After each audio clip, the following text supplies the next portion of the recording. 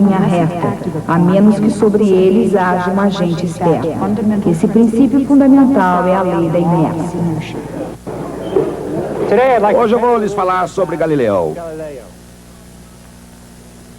Por que nós chamamos os italianos de um certo período por seus nomes de batismo, como se eles fossem nossos velhos amigos? Não somente Galileu, Dante, Leonardo, Rafael. É estranho. De qualquer forma, hoje vou lhes falar sobre um bom amigo, Galileu Galilei. Aqui está o retrato de Galileu obtido a partir de uma xilografura que foi feita quando ele ainda estava vivo.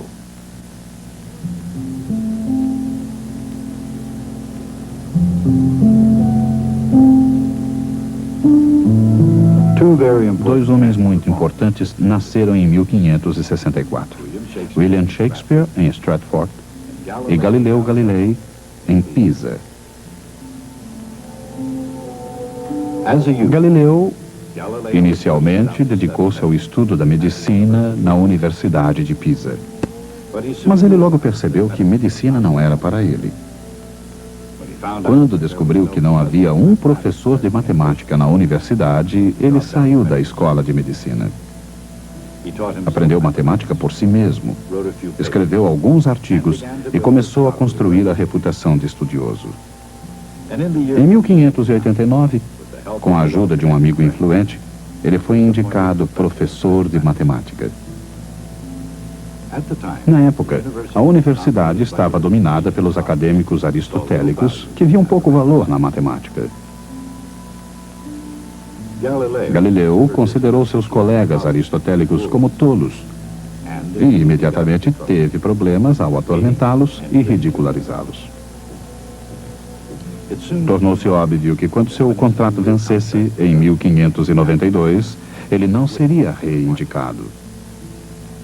Assim, quando lhe foi oferecida uma vaga na Universidade de Pádua, ele a aceitou sem hesitação. Em Pádua, dava aulas de geometria euclidiana, astronomia ptolomaica e mecânica aristotélica. Realizou célebres experiências sobre corpos em queda e planos inclinados.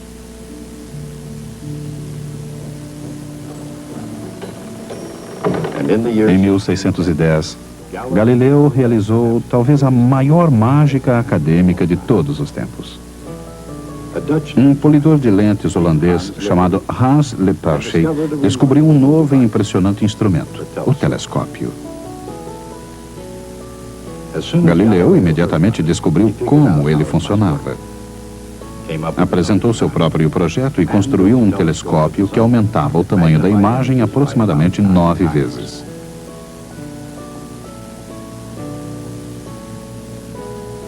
Então, ele reuniu os patronos da cidade de Veneza para uma demonstração na famosa torre da Praça de São Marcos.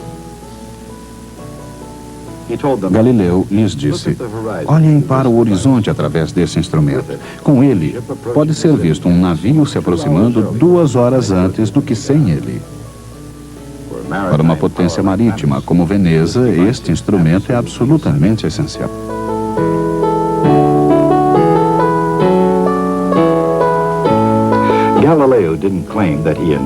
Galileu não reivindicou a invenção do telescópio, mas ele não se preocupou em dizer que não tinha sido ele. Impressionados, os patronos da cidade deram a Galileu um emprego vitalício e um salário compensador. Em 2 meses, modelos do telescópio de Galileu eram vendidos por mascates nas ruas de Veneza como brinquedos de criança. Galileu had made himself financially secure for life by selling the city fathers a child's toy. Mas Galileu tinha coisas mais importantes em mente para o telescópio. Ele construiu maiores e mais poderosos telescópios, inclusive um que aumentava as imagens cerca de 30 vezes.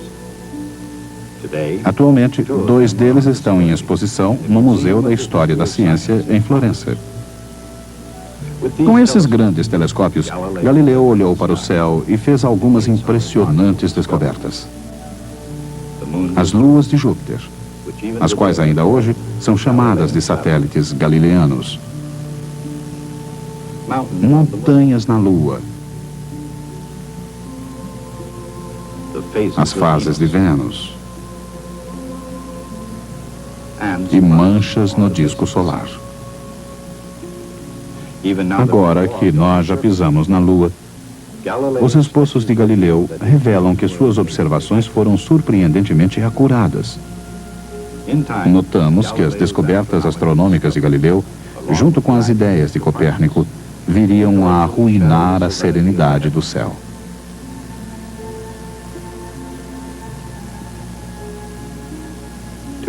Qualquer um que ousasse olhar através do telescópio de Galileu veria o início do fim da visão aristotélica e ptolomaica do mundo e o começo de grandes problemas para Galileu Galilei.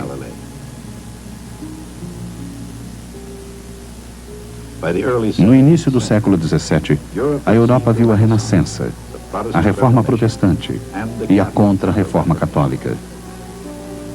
Amplas mudanças sacudiram todas as partes do sistema medieval: religião, artes, literatura, música, matemática e as ciências, especialmente a astronomia.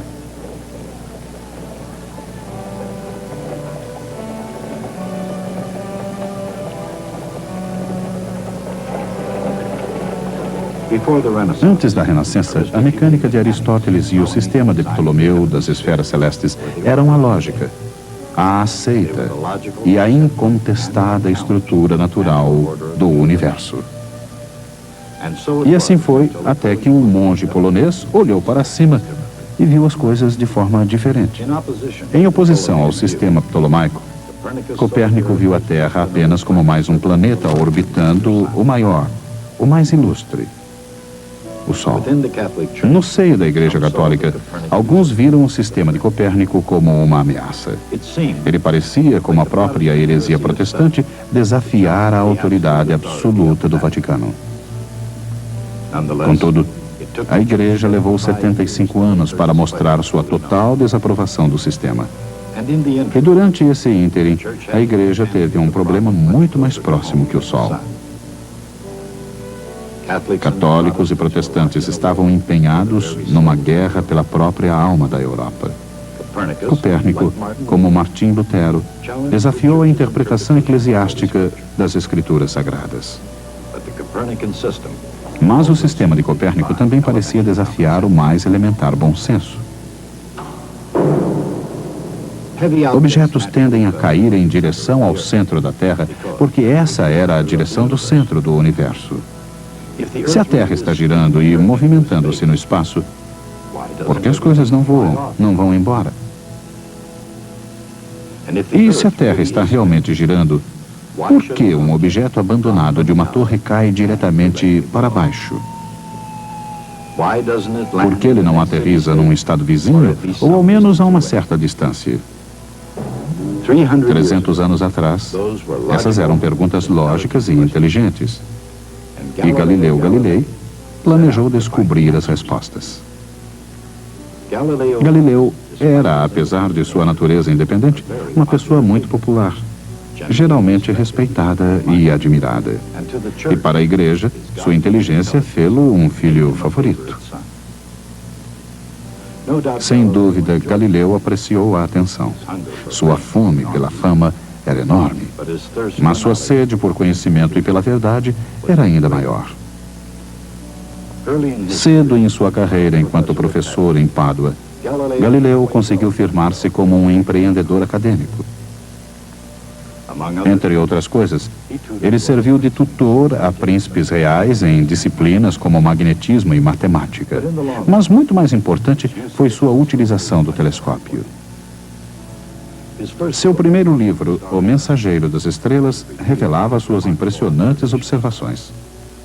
A publicação do O Mensageiro das Estrelas elevou Galileu a uma posição de reconhecimento em toda a Europa. Contudo, em certos círculos, suas descobertas não foram muito bem recebidas.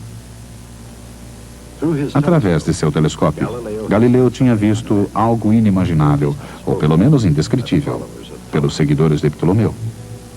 As luas de Júpiter pareciam provar que a Terra não era o centro de todos os movimentos celestes. Teria sido ele, em sua visão, a prova de que Copérnico estava correto.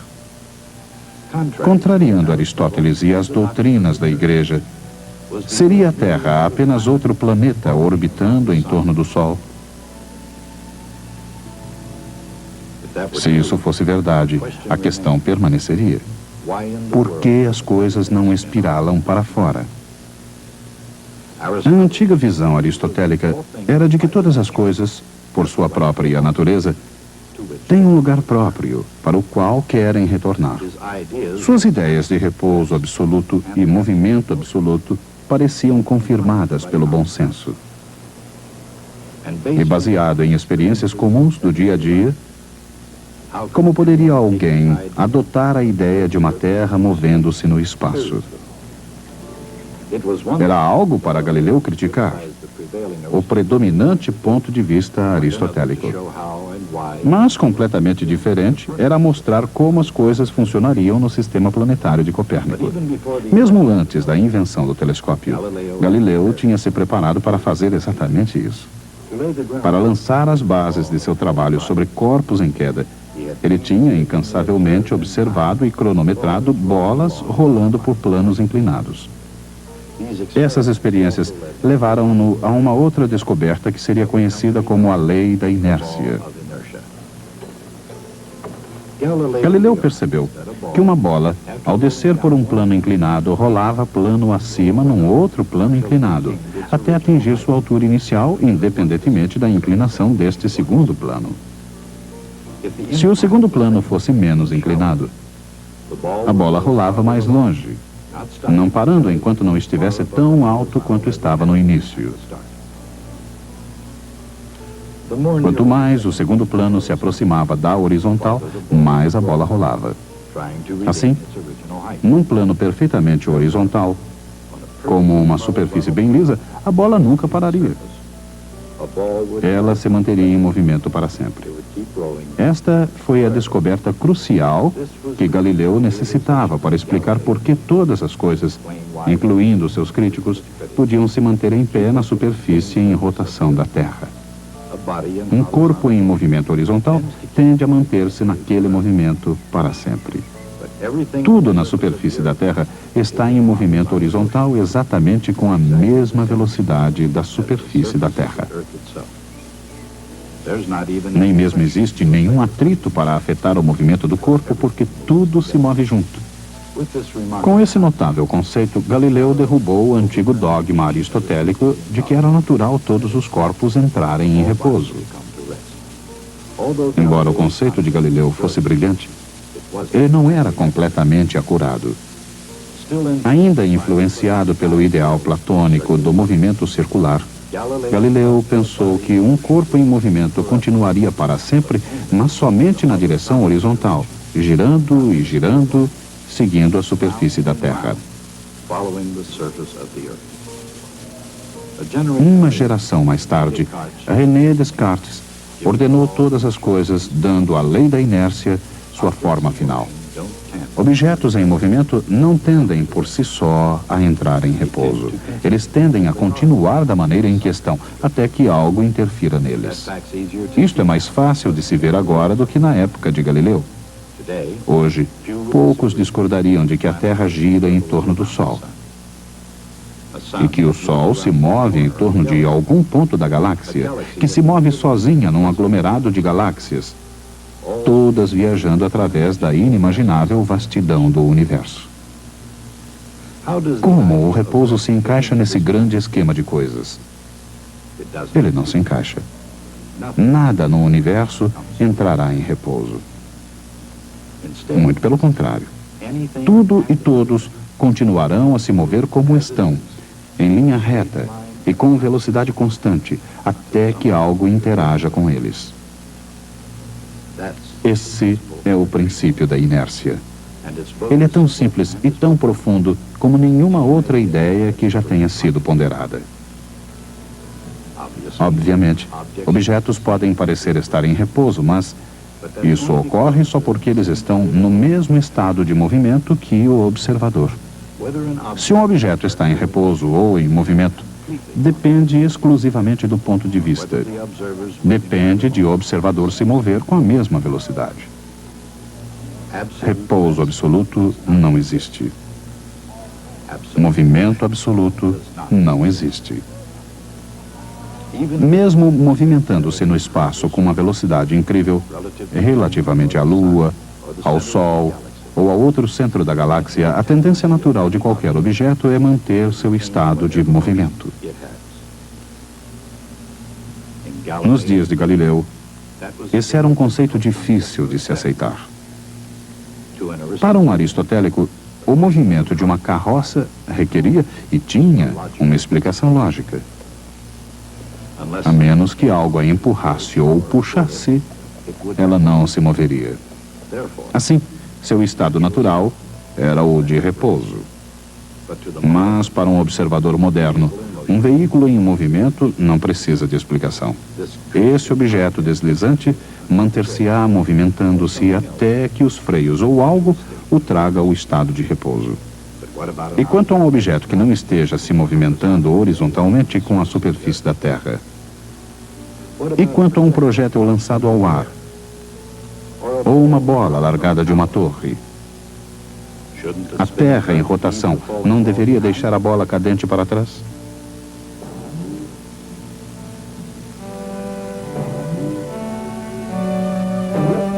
Galileu disse que não.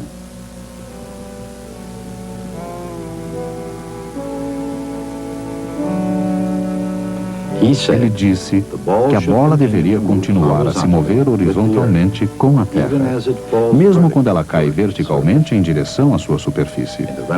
Na Renascença, esse conceito era difícil de se compreender. Portanto, Galileu apresentou a seus contemporâneos uma analogia. Ele pediu às pessoas que imaginassem uma bola caindo do alto do mastro de um navio em movimento. Para um marinheiro no convés, o mastro continuava parado. Ele deveria esperar que a bola caísse diretamente para baixo. Mas alguém em terra veria o navio e o mastro em movimento. Um observador aristotélico não teria dúvidas sobre o que devia acontecer.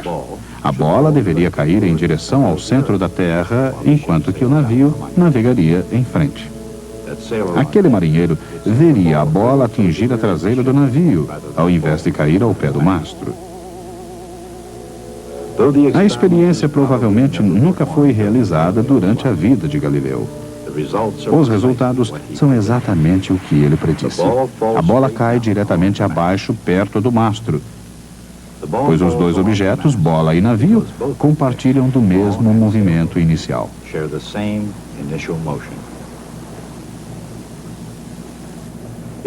Se eles não tivessem o mesmo movimento inicial, então o resultado seria exatamente aquele que os aristotélicos esperavam. Quando largada de um mastro em movimento, a bola cai verticalmente, enquanto se movimenta horizontalmente com o navio. Juntos, esses movimentos formam uma trajetória curva, uma parábola. Galileu imaginou que esses mesmos princípios obrigariam o movimento de qualquer projétil a seguir uma parábola, seja no mar ou na terra. Uma bola largada de qualquer lugar da Terra se comportaria da mesma forma. Assim, compartilhando do movimento horizontal do planeta, ela cai diretamente para baixo, chegando aos pés da torre. Nesses termos, Galileu viu e provou algo novo sob o sol.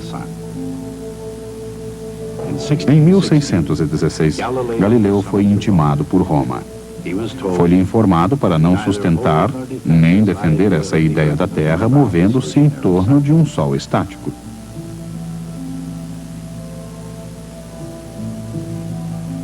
Sabendo que a Igreja oficialmente se opunha ao sistema de Copérnico, ele esperou pelo momento correto para convencê-los com suas ideias aristotélicas.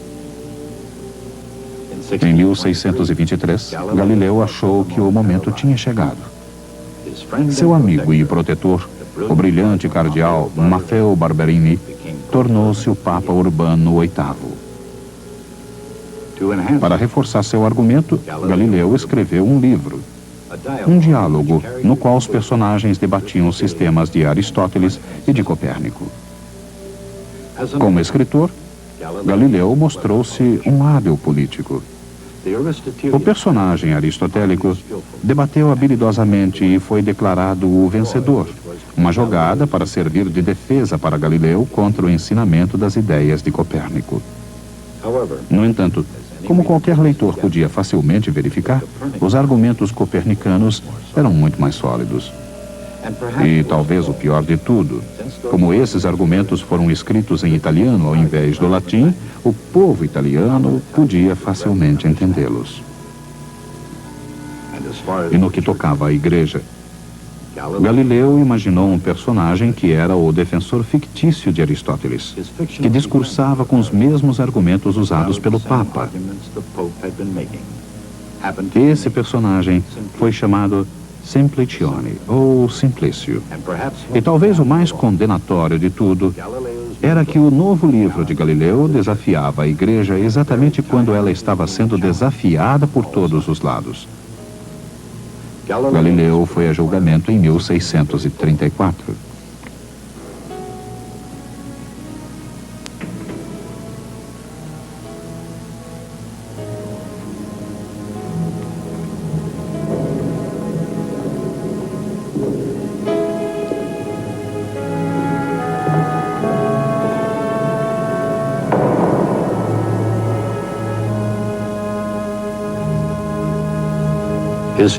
Com sua fama e prestígio, tornava-se impensável ir-se além da tortura ameaçadora, mas para Galileu, que entendia máquinas, isso foi suficiente.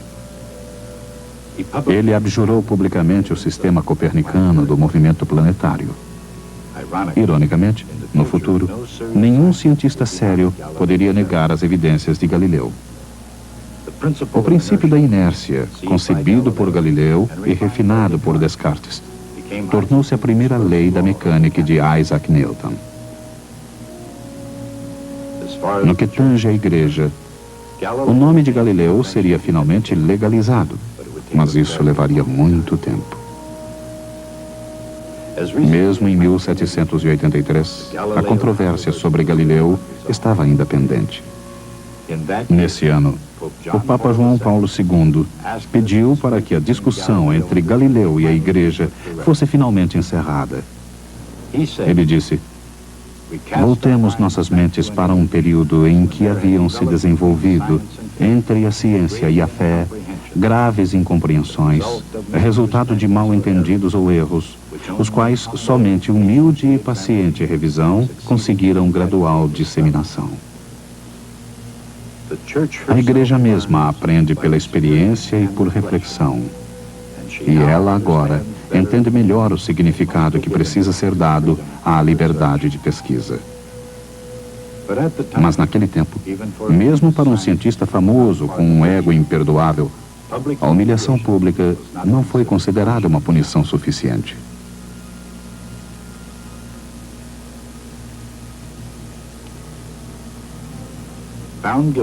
Considerado culpado, apesar de sua famosa retratação, Galileu passou os restantes 8 anos de sua vida sob prisão domiciliar em sua propriedade, perto de Florença.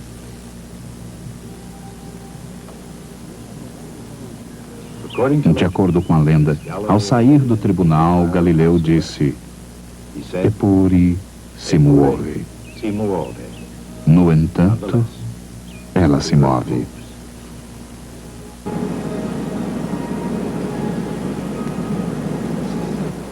Galileu fez sua verdadeira reputação através de suas grandes descobertas com o telescópio. Antes disso, ele era conhecido apenas de alguns peritos. Depois dele, tornou-se famoso por toda a Europa. Ele sabia que a igreja estava incorrendo em um erro terrível ao voltar as costas a Copérnico. Mas a igreja, sob pressão dos reformadores, endureceu sua posição, atendo-se a interpretar literalmente as escrituras. Galileu era ingênuo e arrogante. Ele pensou que poderia fazer a igreja mudar de ideia através de argumentos lógicos e científicos. Isto poderia ter funcionado anteriormente, quando a igreja era intelectualmente mais flexível, mas no século XVII era improvável. Galileu fez algo ainda pior. Em lugar de escrever em latim, e que apenas poucos acadêmicos entenderiam, Ele escreveu em italiano, que todos podiam entender. Esse foi um desafio que a igreja não podia ignorar. Então, em 1634, ele foi julgado. Apesar de publicamente abjurar seus pontos de vista copernicanos, ele foi obrigado a passar os últimos anos de sua vida sob prisão domiciliar em sua propriedade, Arcetri, perto de Florença. Quando ele morreu, seu corpo foi sepultado numa catedral, na Igreja da Sagrada Cruz, em Florença. Isto é, a maior parte de seu corpo foi sepultada lá. Eu gosto de pensar que Galileu foi um desafiante até o fim. Um de seus dedos está exposto no Museu de História da Ciência. Até a próxima vez. Oculto na lei da inércia está o fato de que todos os movimentos são relativos. Estar um corpo em movimento ou em repouso depende estritamente do ponto de vista do observador.